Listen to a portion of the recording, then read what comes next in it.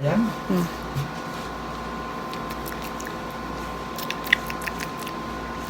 Okay naman.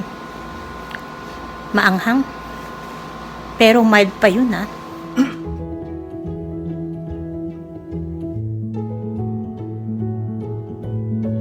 Bagong dating lang kami sa bahay. Lalabas pa kami mamaya kasi sa sobrang init, kailangan ilagay muna namin sa freezer at sa fridge itong mga dala namin dahil kung may iwan lang to sa sasakyan kasi kulang pa ako ng ibang, like ang cream, kulang pa ako para sa aking fruit salad and some more na kailangan dito sa bahay. Okay? So, si husband, nakita nyo? Padaan-daan dahil siya ay naglalaba. So, umpisahan ko na, ha? Teka, ito muna yung wait, wag na to kasi ito yung ano namin. Tira kong sukiyaki kanina. Ay, sukiyaki ba yung binili ko? Ay, hindi pala. Japchae pala. Korean. Tapos ito yung aking ito yung sa Glamorgan. Tinago ko na yung cake ko. Napakita ko na naman. So, nakaka na namang ilabas ko to. Pero sige, lalabas ko para makita nyo. Mahaba kasi, oh.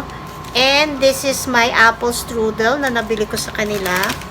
Mahilig ako sa apple strudel. Same with my mom. Hello, mommy.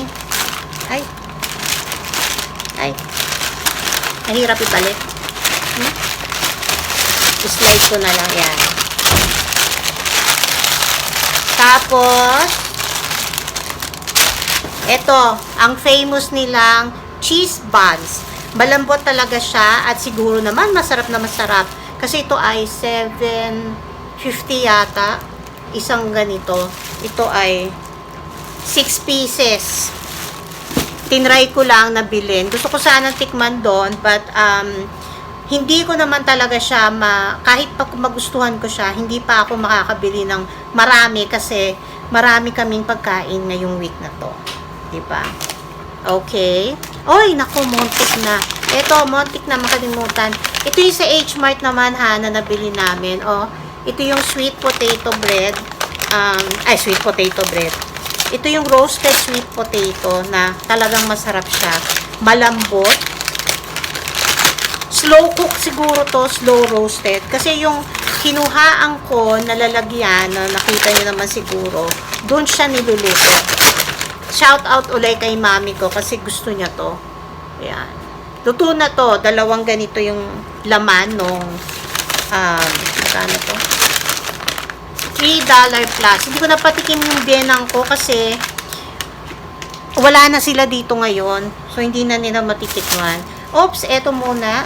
Para tapos tayo dito. Ito ay mura to, ha. Sa $10. 2, 4, 6, 7 na malalaking mangoes. Ito yung parang apple mango sa atin. Meron namang hilaw-hilaw, pero ayoko kasi gusto ko nang kumain mamaya ng mangga. Mahilig talaga ako sa ganitong mangga at sa isa pang mangga. Okay? O, eto naman, itatry ko to. This is what's this? Brown sugar. Parang milk tea to, eh. Meron na siyang straw. Sa H-Mart to. May isa pa ito. Mga drinks ito. Kasi nakita nyo, mapapakita ko sa inyo yung big cup nilang tinatawag, yung may ice. Tinanong ko kasi I've been hearing a lot about it. Pero nag-ano ako kasi wala siyang katabi na pwedeng ilagay doon. So sabi kahit katulad nito yung mga pouches na to, pwede siyang i-add na doon. Tapos yung gusto mo daw minom. Pero 'di ba, bibili ba ako ng $1.50 na yellow in a cup? Pero pwede rin kung wala kang whey, 'di ba? Tapos maglalagay ka to. This one is double mango flavored 8. So, I'll try that. Parang 2 plus ang isang ganito. Hindi ko lang alam kung isang inuman lang siya kasi marami siya, baka concentrated. This is sweet Americano. May iba-ibang klase pang coffee, pero isa-isa lang. Kasi 2 plus din siya. Actually, nakamagkano ba kami? Wag na. Mahal eh. Pero talaga ngayon, eto, nabibili ko to dati pa sa TNT, sa Richmond. Dito ay parang hindi ko siya nakikita o isang beses ko lang siya uli nakita. Parang hindi no? Parang dala ko pa from Richmond yung ganito. Kung bibili kayo ng laksa at meron kayong makitang ganito, ito po ang bili nyo na brand. This is really good. Ang ginagawa ko dito, dinadagdagan ko pa siya ng coconut. Kasi para mas lasa mo yung gata ng laksa. Yan. So, let's continue. May nakita kami, ito na naman yung aming masarap na pepero. Tinawag ako ni husband. Kasi nagustuhan din niya to. Parang mura siya ng konti than Costco kasi sale siya. So, parang 3 for 2 plus ito eh. Yun. Ito wala to dun sa pack na binibili ko sa Costco. So, kumuha ko nito. Meron din sila doon ng mga strawberry, white chocolate. Pero hindi ko naman type masyado iba. So, ito lang. Kasi ito yung lagi naming nabibili. Ito ang gusto ni husband, yung almond. Okay. At ito, kailangan ko lagay ito sa fridge. Bumili siya ng sushi doon. Maganda, oh. Hindi ako kumakain ng hilaw. Tapos, kumuha rin ako ng okra. Maganda ang okra nila.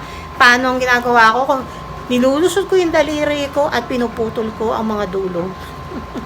Kasi pero hindi nila ano yun. Siyempre, hindi naman nila lahat titignan kung okay, di ba? Pero, meron talagang halo na parang makunat. Hindi ko naman makain yun, siyempre. So, meron din akong ito, Japanese mayo. Kasi, papagawa ko kay husband ng sushi. Ito ang mustard. Tapos, ito yung gagamitin sa sushi na bili namin doon. Wala pa kami kasing nori. So, yun yung kailangan namin bilhin. Ito, mamaya or bukas, magha-hotpot ako. Pero yung pinaka-hotpot ko, niluluto ko na sa pan, yung doon sa stove, kasi wala naman kaming lutuan dito sa table. So, dalawa lang naman kami. Ito ang gagamitin kong broth. Ayoko naman kasi ng maanghang.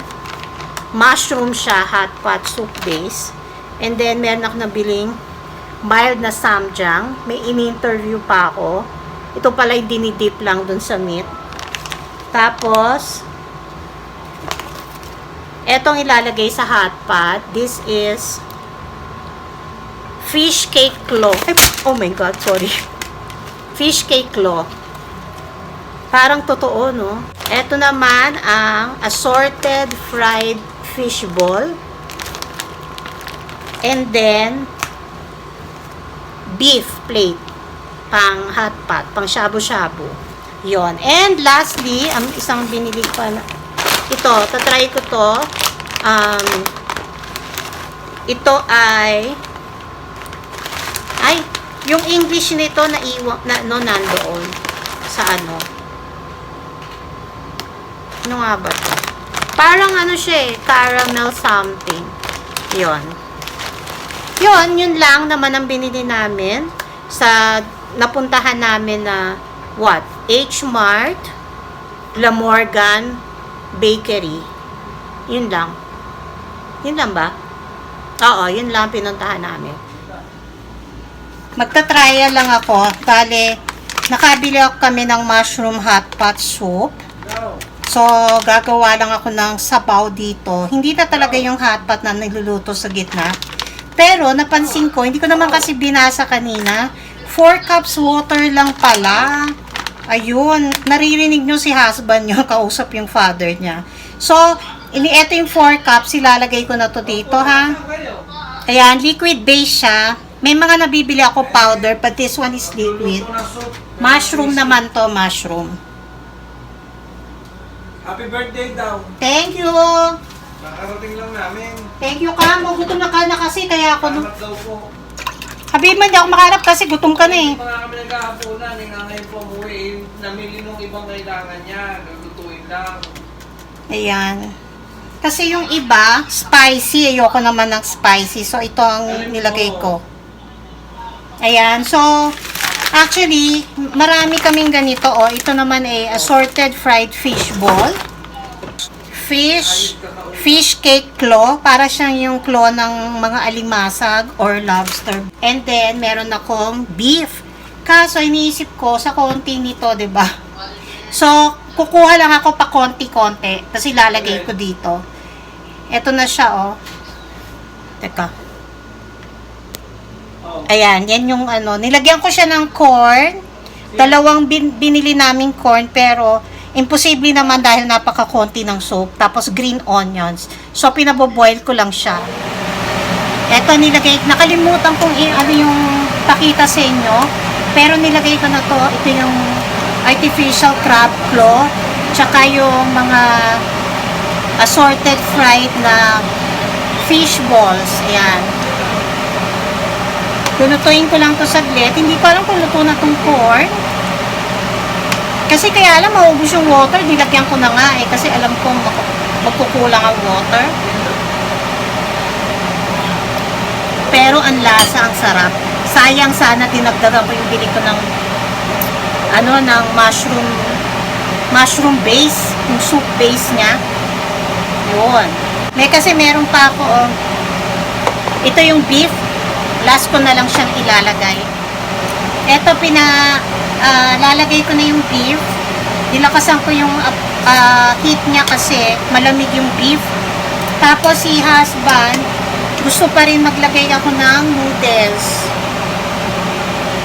Konti lang ilalagay ko. Gawin ko sanang pansit, isado. Kaya lang, hindi kasi siya mabubusog dito. Kailangan may noodles o may rice.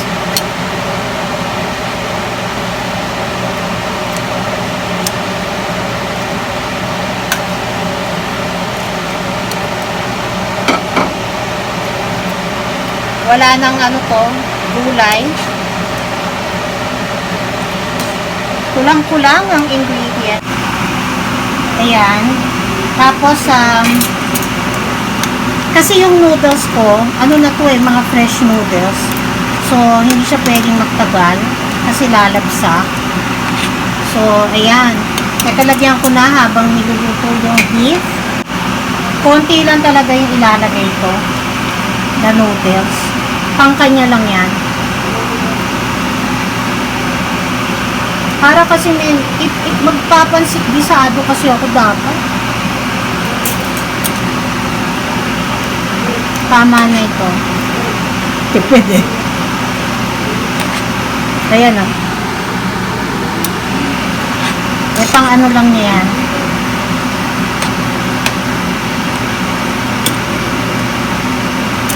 Okay na yan. Patay-patay na. Ito, bubuksan ko pang pang dip. Yung, tingnan natin.